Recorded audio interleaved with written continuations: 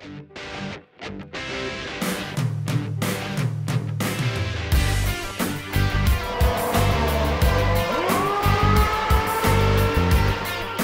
from Spain, where we've just had the Spanish Grand Prix. One fantastic victory by Fernando Alonso, and the Ferrari in front of his home crowd and all the wonderful Spanish fans. Very colourful and very wonderful.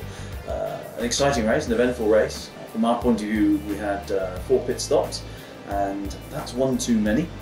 We've always said we aim for 2 to 3, and it's very complex, we understand, for fans to follow 4 pit stops, although from another perspective, some people are telling us that the Spanish Grand Prix used to be one of the most boring races of the season, and there was a little bit more movement than normal. But we admit, we don't really want to see 4 pit stops on a regular basis. In fact, we've only seen it once before in Turkey in 2011. And why are we seeing this? Well, the cars are certainly pushing a lot harder than what we've seen in the past. The downforce levels are getting close to 2011 when the cars had the blown diffuser. We also are seeing that with our new structure of tyre, we're pushing much harder the compound. So combine those two together, and we're finding that we are really working the compounds much more than we have done in the past.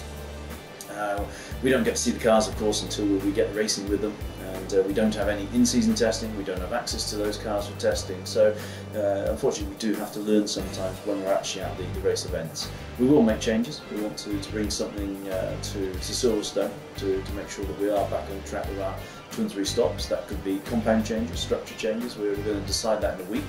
You can imagine, though, if we make a change, it might be seen that we're making tyres for Red Bull in particular.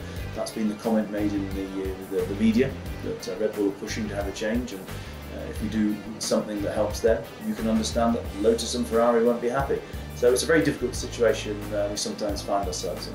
The other thing we saw today was a few punctures. The Toro Rosso was probably the most evident.